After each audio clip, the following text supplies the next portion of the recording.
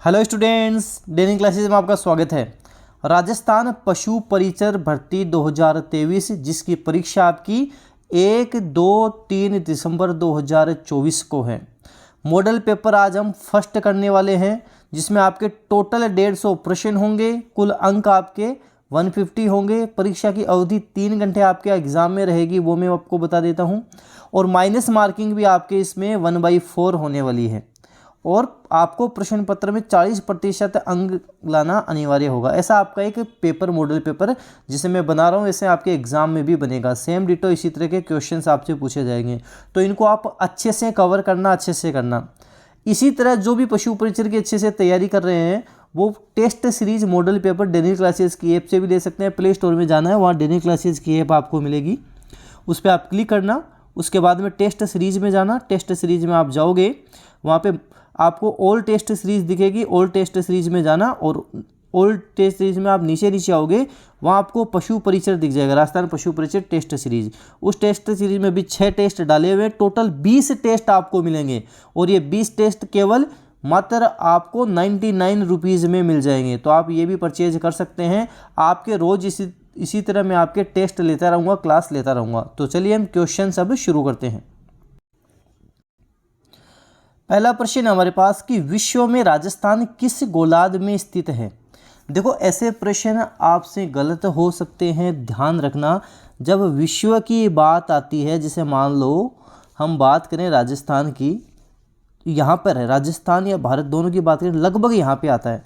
और जब हम दिशाओं की बात करेंगे तो दिशा कौन सी हो जाती है, इस तरह की हम यहाँ दिशा की बात करेंगे तो ये हमारे पास उत्तर पूर्वी गोलार्ध हो जाएगा। कौन सा? उत्तर पूर्वी, क्योंकि बीच में यहाँ पे लगभग ये एरिया आ गया, तो उत्तर पूर्वी गोलार्ध में हो गया।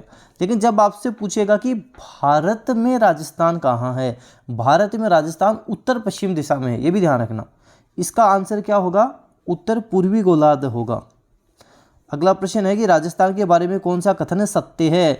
ये कथनों वाले प्रश्न ज़्यादा बनते हैं, ध्यान रखना। कथनों वाले प्रश्न आजकल ज़्यादा पूछे जाते हैं। इसका आकार विषम कोण चतुर्भुज के समान है। बिल्कुल एकदम सही बात है। अगला देखते हैं। इसका उत्तर से दक्षिण विस्तार 869 है। उत्तर से दक्षिण 826 है, 869 नहीं, 826 है। इसकी स्थलीय सीमा 6920 किलोमीटर है। नहीं, 6920 नहीं है, 5920 है। इसका क्षेत्रफल 3,42,329 है। नहीं है, कितना है? 3,42,239 वर्ग किलोमीटर है। वर्ग मील में पूछे तो 132 से 140 वर्ग मील हो जाएगा।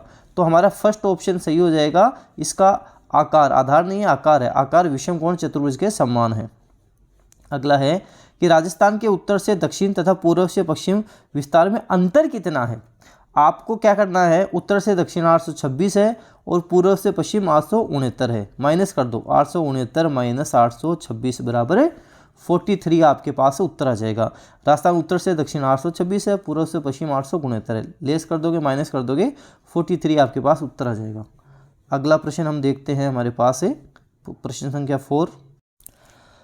अगला प्रश्न है हमारे पास कि राजस्थान की पूर्व से पश्चिम तथा उत्तर से दक्षिण चौड़ाई दर्शाने वाली दोनों रेखाएं किस जिले में एक दूसरे को काटती हैं। ये प्रश्न कई बार एग्जाम में पूछा गया है।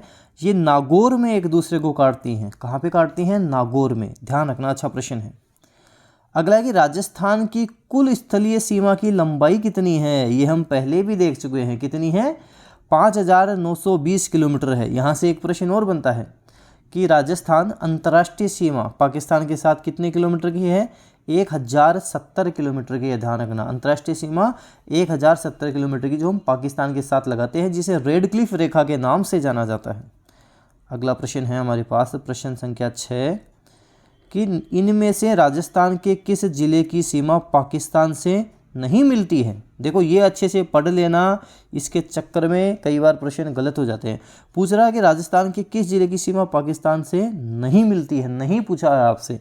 देखो, बाड़मेर की मिलती है, बीकानेर की मिलती है, गंगानगर की मिलती है, साथ में हम बात करेंगे आपके अनूपगढ़ की मिलती है, फलोदी की भी मिलती है, जैसलमेर की मिलती है, लेकिन हम बात करेंगे हनुमानगढ़ की नहीं मिलती है। ये ध्यान रखना, हनुमानगढ़ पाकिस्तान के साथ अंतर्राष्ट्रीय सीमा नहीं बनाता है।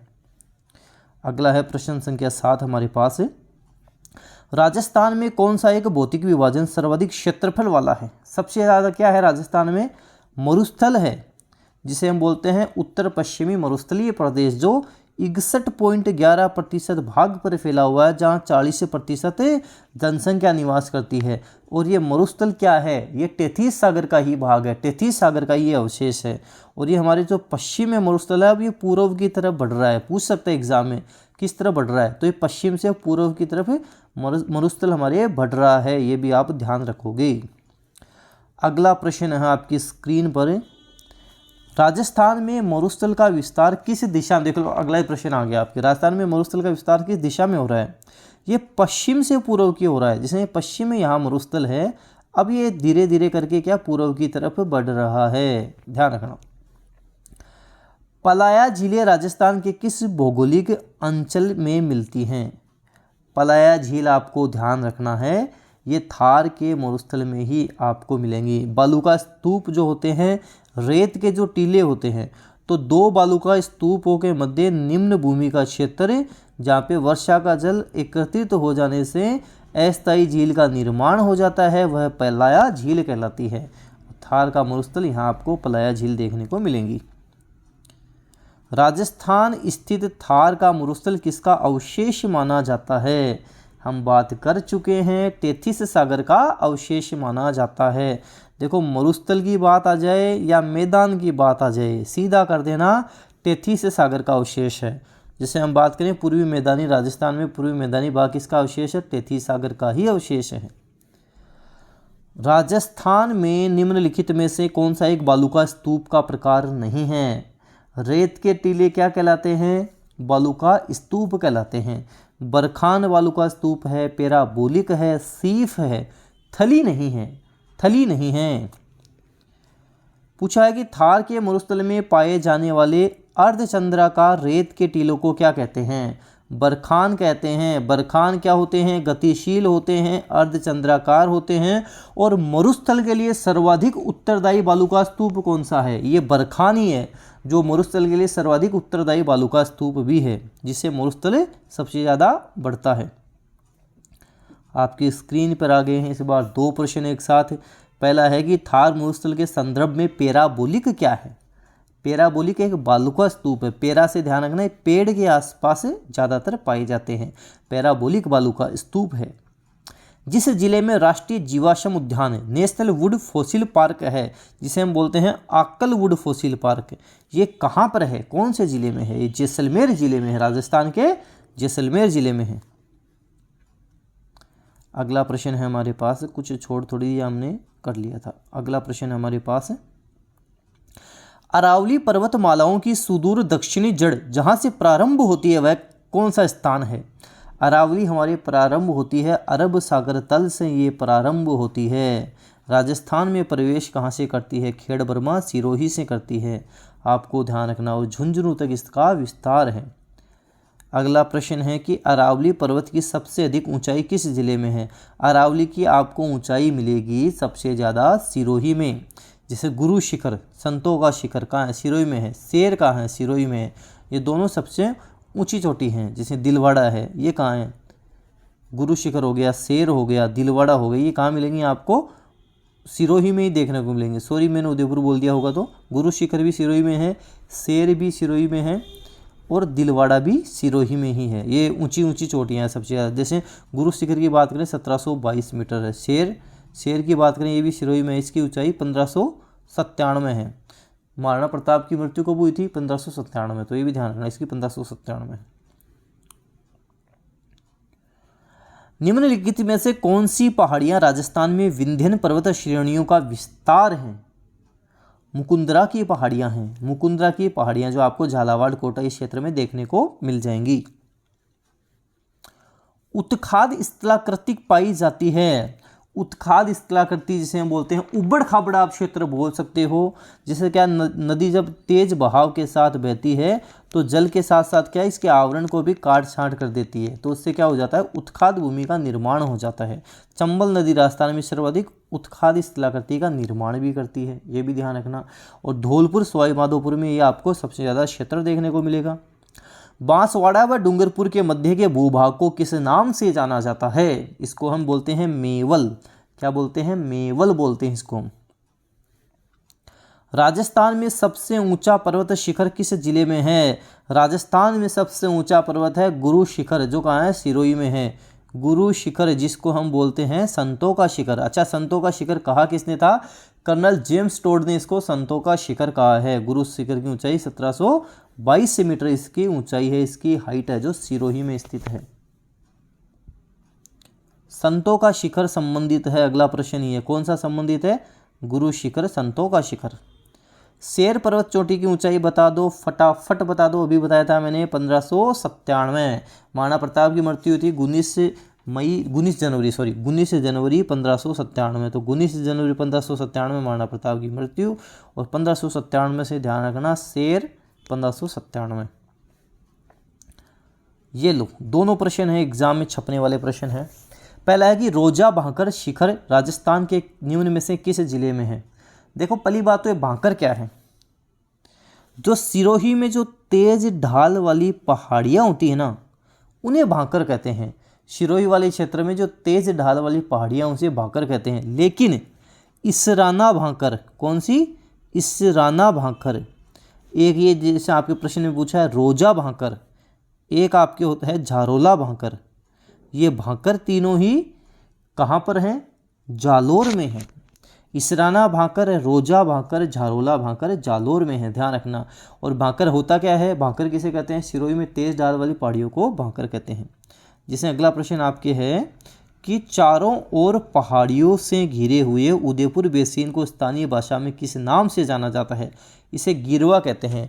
उदयपुर का चारों ओर पहाड़ियों से घिरा हुआ क्षेत्र गिरवा कहलाता है, और ये क्षेत्र तस्तरी नुमा है।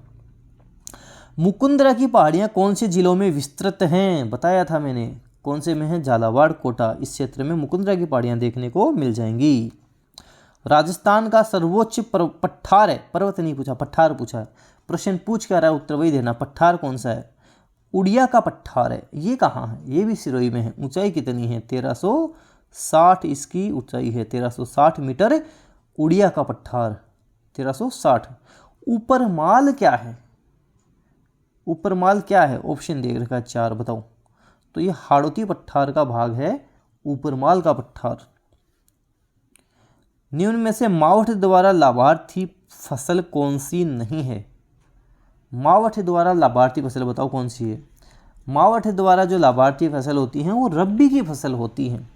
रब्बी की फसल गेहूं, जौ, चना, सरसों, मटर, तारामीरा ये होती हैं। मूंगफली और मक्का नहीं होती हैं। तो ये आंसर आपका हो जाएगा। राजस्थान में सर्वाधिक वर्षा किस स्थान पर होती है? इनको स्थान चाहिए, जिला नहीं चाहिए। स्थान तो माउंट आबू है, जिला झालावाड़, स्थान माउंट आबू है, ध्यान रखना। स्थान हमें पूछा है।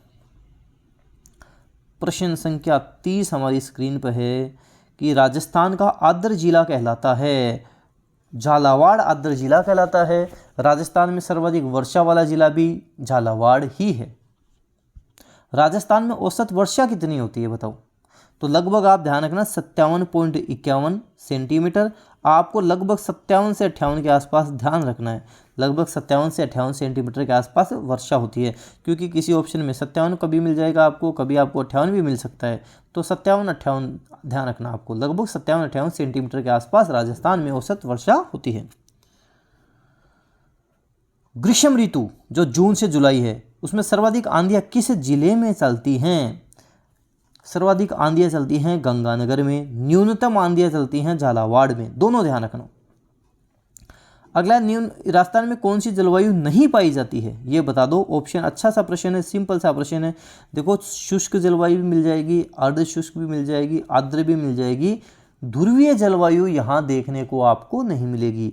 राजस्थान वाले क्षेत्र में ध्रुवीय जलवायु आपको देखने को नहीं मिलेगी। 30 वर्ष से अधिक समयावधि की औसत वायुमंडलीय दशाओं को हम क्या कहेंगे? 30 साल से ज़्यादा हो गया तो उसको हम क्या बोल देंगे? जलवायु कह देंगे। क्योंकि मौसम तो बदलता रहता है, 5, 10, 15, 20 दिन कभी ना बदलेगा मौसम। तो गाना भी सुना होगा, मौसम की तरह तुम बदल तो नहीं जाओगे। तो मौसम तो बदलेगा ही, लेकिन जलवायु क्या है? ये एक फिक्स है कि यहाँ, जैसे हम बोलते हैं ना, यहाँ की जलवायु ऐसी है, वहाँ की जलवायु ऐसी कैसे है, क्योंकि लंबे समय अवधि के कारण उसको हम जलवायु कहते हैं। कौन सी नदी अरब सागर में गिरती है? जो डेनियल क्लासेस के स्टूडेंट है फटाफट क्या बोलेंगे? अरब सागर में माही की सोबजा सालू, ये ट्रिक बोलेंगे, समझ जाएंगे कि अरब सागर में तो लूनी नदी गिरती है।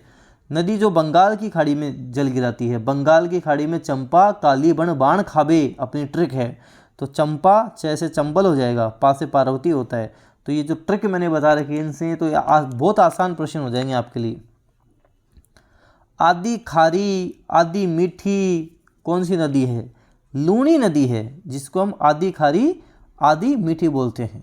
ध्यान रखना, जो नाग पहाड़ अजमेर से निकलती है।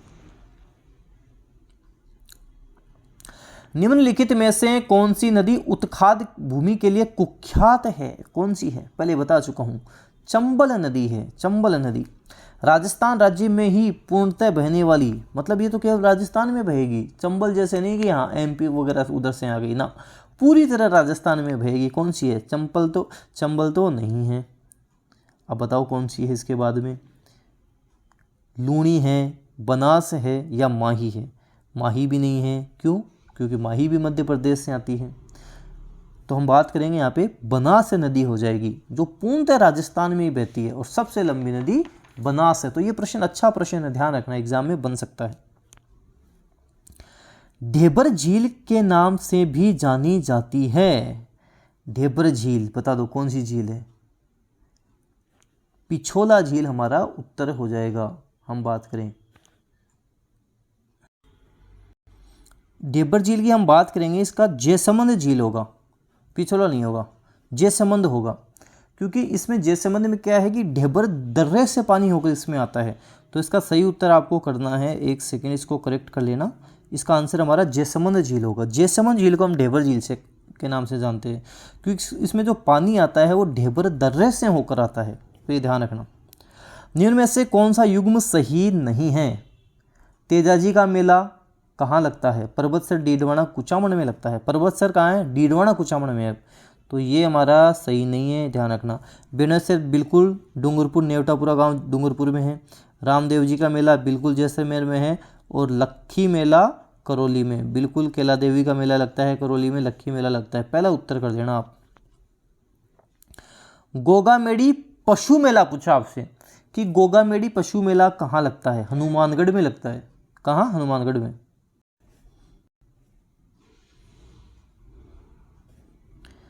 अगला कि कौन सा पशु मेला और जिला सही सुमेलित नहीं है, आपको बताना है। पहला है कि रामदेव जी पशु मेला नागौर, तो हम बात करेंगे बिल्कुल सही हो जाएगा। दूसरा हम बात करेंगे गोगामेड़ी पशु मेला हनुमानगढ़, ठीक है। चंद्रभागा पशु मेला झालावाड़, ठीक है।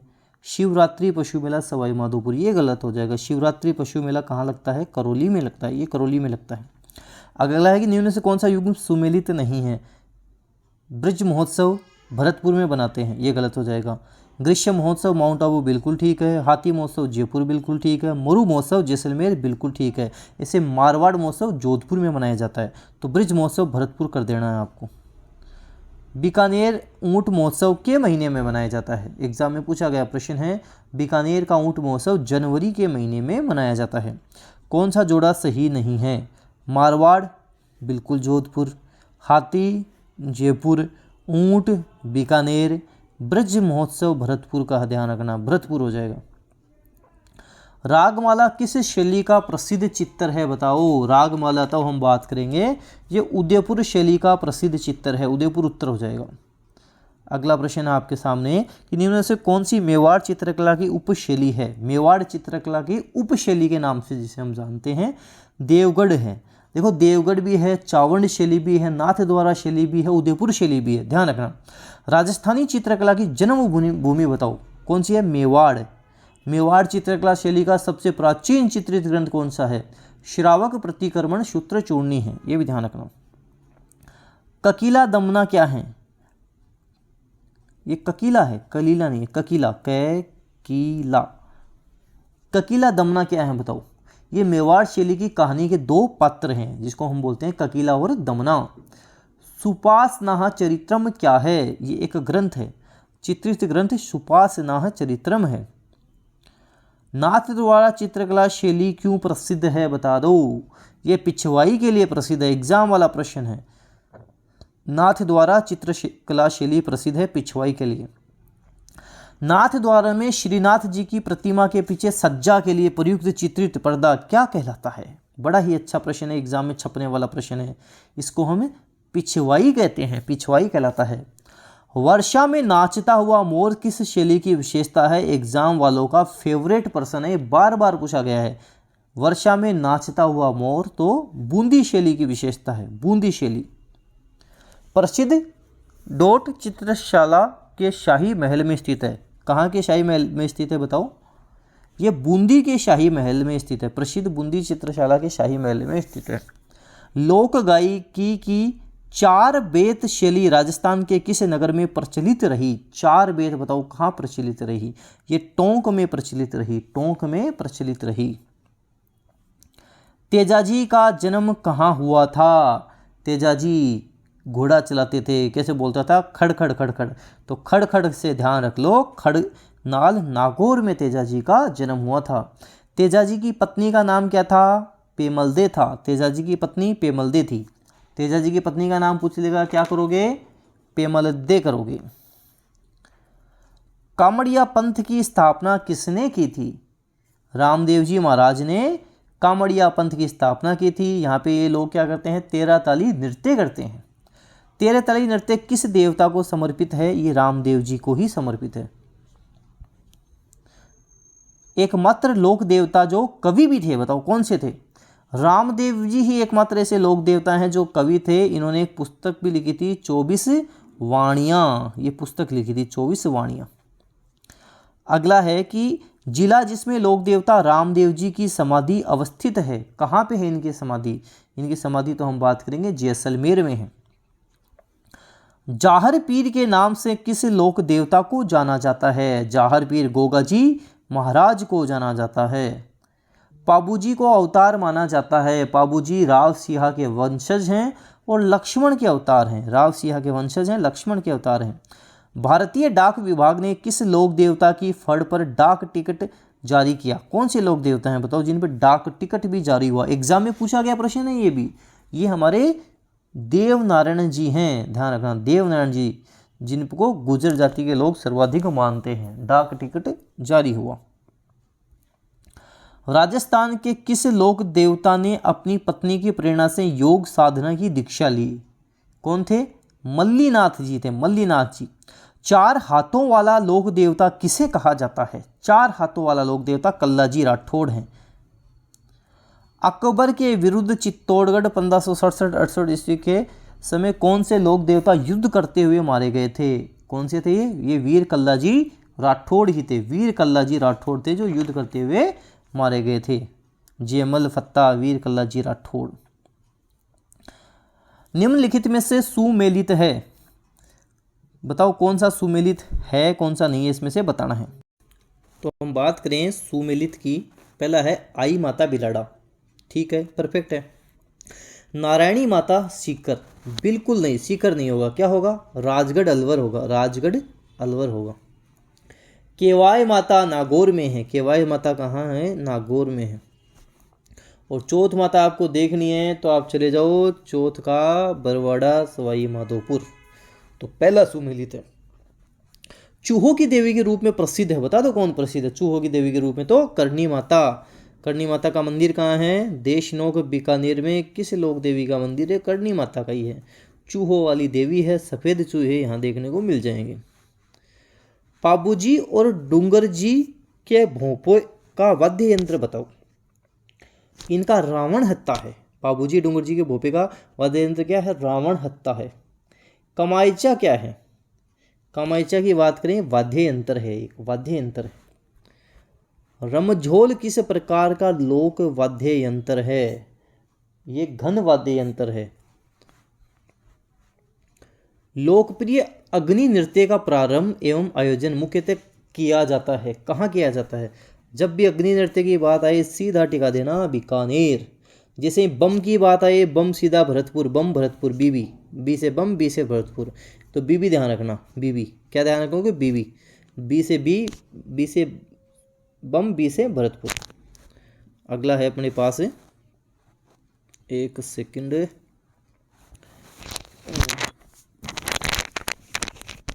अगला प्रश्न है, गिंदड़ नृत्य राजस्थान के किस क्षेत्र में किया जाता है? गिंदड़ कहाँ करते हैं बताओ? गिंदड़, चंग, ढप, कच्ची घोड़ी कहाँ होता है? शेखावटी वाले क्षेत्र में होता है।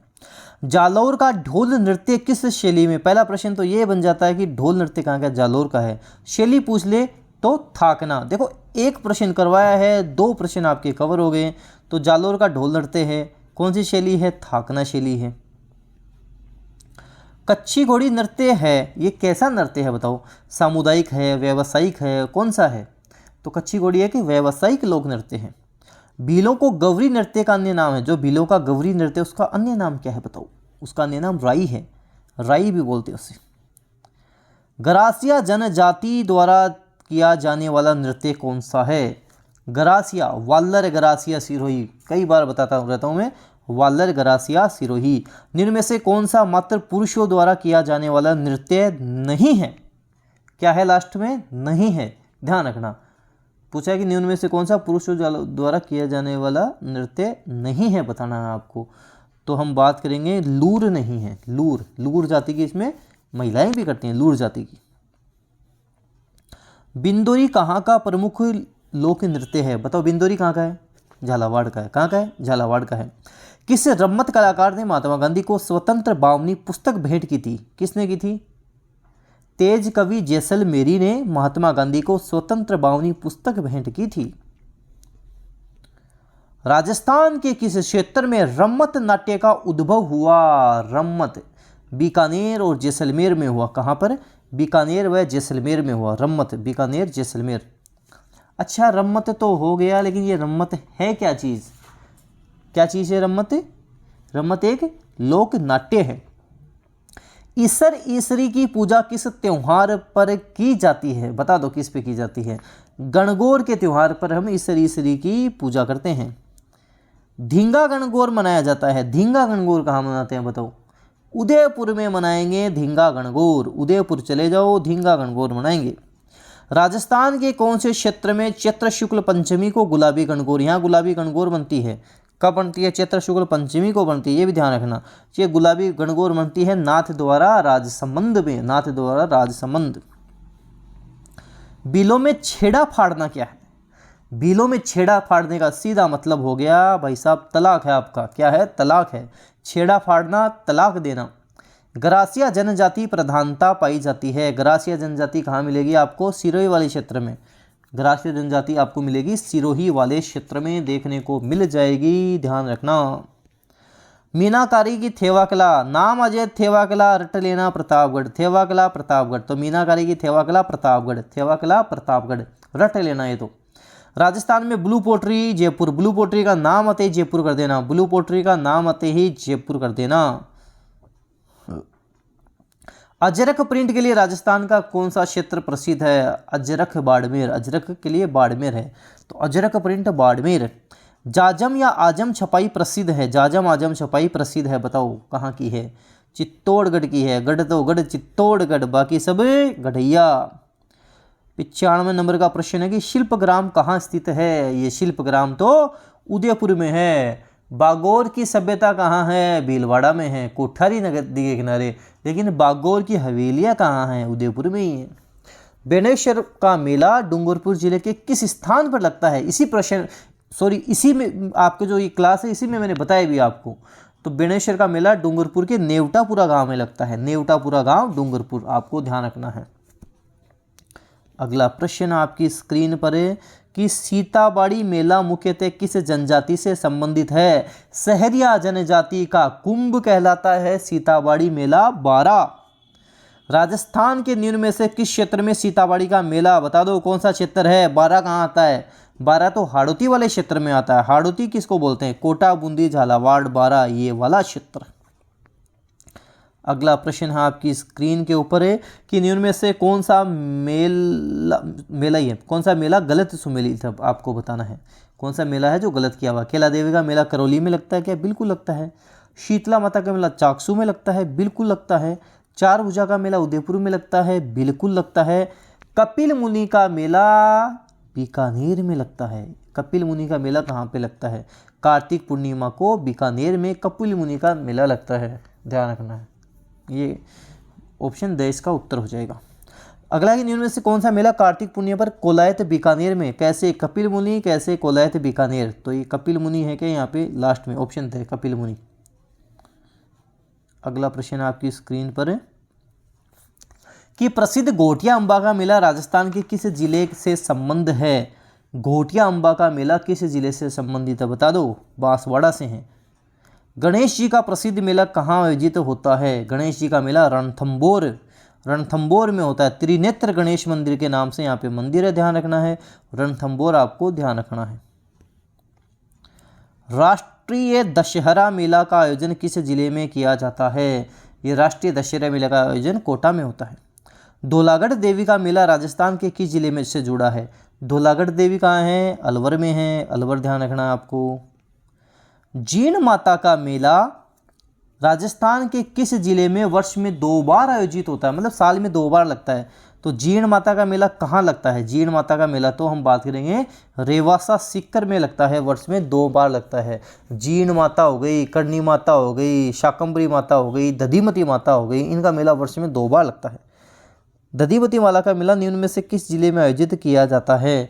दधिमती माता का मेला नागौर, गोठ मांगलोद नागौर। कौन सा मेला वर्ष में 2 बार आयोजित होता है? करणी माता। इनमें से क्या हो जाएगा? करणी माता का मेला। जीण माता, करणी माता, शाकंभरी माता, दधिमती माता, इनका मेला वर्ष में 2 बार लगता है। जयपुर में तीज की सवारी किस माह में निकाली जाती है? तीज त्योहारा बावड़ी लिव डूबी गणगौर। तो तीज से त्योहारों का आगमन होता है। जयपुर में तीज की सवारी की बात कर देंगे, श्रावण का महीना उत्तर हो जाएगा। राजस्थान में का कजली तीज का त्योहार प्रसिद्ध है, कहाँ का? बूंदी का। कजली तीज बोल दो, बूढ़ी तीज बोल दो, सातुड़ी तीज बोल दो, कहाँ की प्रसिद्ध है? बूंदी की। अच्छा, 1857 की क्रांति करेंगे अब हम। 1857 की क्रांति के समय राजपूताना में agent to governor general, Rajputana में agent to governor general AGG कौन था? एजीजी कौन था? जॉर्ज पेट्रिक लॉरेंस था। तो जॉर्ज लॉरेंस। 1857 के स्वतंत्रता संघर्ष के समय मेवाड़ का पॉलिटिकल एजेंट कौन था? देखो, मेवाड़ की बात कर लो, उदयपुर की बात कर लो। उदयपुर में चलते हैं शावर्स, क्या चलते हैं? शावर्स चलते हैं। तो बोलना मेजर शावर्स था। 1857 के विद्रोह के समय राजस्थान का एजीजी कौन था? राजस्थान का AGG, agent to governor general, George Patrick Lawrence था। और अगला प्रश्न, अच्छा प्रश्न, शानदार प्रश्न, एग्जाम में पूछा गया प्रश्न जिसमें आप कंफ्यूज हो जाओगे। राजस्थान में 1857 की क्रांति के समय सिरोही रियासत का पॉलिटिकल एजेंट कौन था? सिरोही में बड़ा सा हॉल है, हॉल में बैठता था जेडी हॉल। कौन बैठता था? जेडी हॉल बैठता था। तो सिरोही में जेडी हॉल था। अगला प्रश्न है प्रश्न संख्या 114। अक्टूबर 1857 में विद्रोह के समय कोटा में अंग्रेज पॉलिटिकल एजेंट कौन था? कोटा में कौन था बता दो। कोर्ट में तो बटन होता है, तो कोर्ट में बटन मतलब कोटा में तो मेजर बटन था। इतिहास में तात्या टोपे को फांसी देना ब्रिटिश सरकार का अपराध समझा जाएगा और आने वाली पीढ़ी पूछेगी कि इस सजा के लिए किसने स्वीकृति दी और किसने पुष्टि की। ये कथन किसका है? ये कथन तो कैप्टन शावर्स का ही है, कैप्टन शावर्स का है। 1857 के विद्रोह के प्रारंभ के समय राजस्थान में ब्रिटिश सैनिकों की छावनी कितनी थी? नानी देखे एब, न से नसीराबाद, नी से नीमच, दे से देवली, खे से खेरवाड़ा, ए से एरिनपुरा और बै से ब्यावर। कितनी थी? 6 थी। 1857 की क्रांति के समय उदयपुर के महाराणा कौन थे? उदयपुर के महाराणा स्वरूप सिंह थे। कौन थे? स्वरूप सिंह थे। अगला है कौन सा कूट सुमेलित नहीं है? धौलपुर में शंभू सिंह थे क्या? नहीं थे, भगवंत सिंह थे। यहाँ पे तो कौन थे? भगवंत सिंह थे। करौली के मदन पाल थे, बांसवाड़ा के लक्ष्मण सिंह थे, कोटा का राम सिंह सेकंड। बिल्कुल सही है, पहला गलत है। किस शासक ने 1857 के युद्ध में सेना का नेतृत्व स्वयं किया था? बीकानेर के सरदार सिंह ने स्वयं किया था। किसने किया था? स्वयं बीकानेर के सरदार सिंह ने स्वयं नेतृत्व किया था। 120 में आ जाते हैं। प्रश्न संख्या 120 है हमारे पास कि निम्न में कौन सा स्थल राजस्थान में 1857 की क्रांति का केंद्र नहीं था? देखो औवा भी था, अजमेर भी था, नीमच भी था, जयपुर नहीं था, जयपुर नहीं था। राजस्थान में 1857 का विप्लव सर्वप्रथम कहाँ प्रारंभ हुआ था? ये नसीराबाद से प्रारंभ हुआ था। कहाँ से प्रारंभ हुआ था? नसीराबाद से ये प्रारंभ हो गया था। प्रश्न संख्या 122 हमारी स्क्रीन पर है और प्रश्न है हमारे सामने। इतने सारे फंक्शंस कैसे चल जाते हैं, ये रहा। 1857 की क्रांति के समय मेजर स्पोटिसवुड तथा कर्नल न्यूबेरी की हत्या किस छावनी में की गई थी? इनकी हत्या कहाँ की गई थी आपको बताना है। मेजर स्पोटिसवुड, कर्नल न्यूबेरी, नसीराबाद में ही की गई थी। डूंगरजी व जवाहर जी ने किन राज्यों की सेना के विरुद्ध संघर्ष किया था? इनका जो संघर्ष चला था वो बीकानेर व जोधपुर की राज्यों की सेना। नसीराबाद छावनी को लूटने वाला सरदार राजपूत सरदार था, कौन था बताओ? डूंगर सिंह था, डूंगर सिंह। प्रश्न संख्या 125 हमारी स्क्रीन पर है कि 1857 की क्रांति में राजपूताना की 6 ब्रिटिश छावनियों में से कौन सी सबसे शक्तिशाली थी? ये नसीराबाद की सबसे शक्तिशाली थी। कौन सी थी? नसीराबाद की सर्वाधिक शक्तिशाली, आपको ध्यान रखना है। 1857 की क्रांति के समय किस पॉलिटिकल एजेंट का सिर काटकर औवा के किले के दरवाजे पर लटका दिया गया था? ये कौन था? मेक मौसन का मौसम बना दिया था। और मौसम कहाँ बना दिया था इनका? आपको ध्यान रखना, औवा के किले के बाहर। अब हम बात करते हैं कुछ साइंस के प्रश्नों के बारे में, कुछ साइंस के क्वेश्चन से देखते हैं। सर्वप्रथम जीवाणु का पता किसने लगाया था? सर्वप्रथम जीवाणु का पता लगाया था एंटोनी वॉन ल्यूवेनहोक ने। तो ल्यूवेनहोक आपको ध्यान रखना है। अच्छा, मैंने एक ट्रिक भी बताई थी आपको कि पंडित का टीका न्यू है बैक्टीरिया, पंडित का टीका न्यू है बैक्टीरिया। उससे आपकी इस ट्रिक से आपको यूट्यूब पे भी मिल जाएगी, लिख देना डेली क्लासेज जीवाणु ट्रिक आ जाएगी, देख लेना। सारे आपको जीवाणु से होने वाले जितने भी रोग है सब पता लग जाएगा। जैसे अगला प्रश्न है कि कौन सा रोग जीवाणु द्वारा होता है, तो ये आपको रटना नहीं पड़ेगा। टाइफाइड जीवाणु द्वारा होता है, अपने आप ट्रिक से सीख जाओगे, समझ जाओगे। यौन संचारित रोग का उदाहरण कौन सा है? गोनेरिया है। ये गोनेरिया है, गोनोरिया यौन संचारित रोग है। वो ये ध्यान रखना, बैक्टीरिया जनित भी है, बैक्टीरिया से होता है। टाइफाइड मियादी बुखार के कारण होता है। टाइफाइड क्यों होता है बताओ? ये जीवाणु के कारण होता है। जीवाणु नहीं है, जीवाणु ही है। एक मात्रा और लगा लेना वह के, तो जीवाणु ध्यान रखना। टिटेनस किस वजह से होता है बता दो? बैक्टीरिया, कवक, वायरस किससे होता है? बैक्टीरिया से ही होता है। बैक्टीरिया का मतलब जीवाणु, ध्यान रखना। एड्स नामक बीमारी किससे होती है? रोगी के साथ भोजन खा लो, नहीं होगा। पानी पी लो, नहीं होगा। रोगी के कपड़े इस्तेमाल कर लो, नहीं होगा। लेकिन अगर संक्रमित खून चढ़ गया तो बिल्कुल हो जाएगा, बिल्कुल हो जाएगा। डेंगू रोगजनक है। क्या है डेंगू रोगजनक बताओ? किसका है? विषाणु, वायरस का है डेंगू। डेंगू वायरस आपको ध्यान रखना है। बोलते मैंने डेंगू वायरस हो गया इसके, तो ये आपको ध्यान रखना है। वैसे वायरस की भी मैंने ट्रिक करवा रखी है। वायरस जनित रोग बता दो कौन सा है? रेबीज है। इनमें से रेबीज वायरस जनित रोग है, आपको ध्यान रखना। ट्रिक थी ना अपनी, रेखा इन चेचक वायरस में इनको पोलियो पिला छोड़ दो, उस ट्रिक से सारे याद हो जाएंगे। मानव कोशिका में गुणसूत्रों की संख्या कितनी होती है? मानव कोशिका में 46 गुणसूत्र आपको देखने को मिलेंगे। अगला प्रश्न है आपके पास, नर के लक्षण देने वाला गुणसूत्र कौन सा है बता दो? वाई गुणसूत्र क्या है? नर के लक्षण देने वाला गुणसूत्र है। आनुवंशिकी के जनक किसको कहोगे आप? आनुवंशिकी के जनक हम कह देंगे मेंडल को, ग्रेगर जॉन मेंडल को हम कहेंगे। मानव जाति के बच्चे में लिंग का निर्धारण कैसे होता है बताओ? कैसे होता है लिंग का निर्धारण?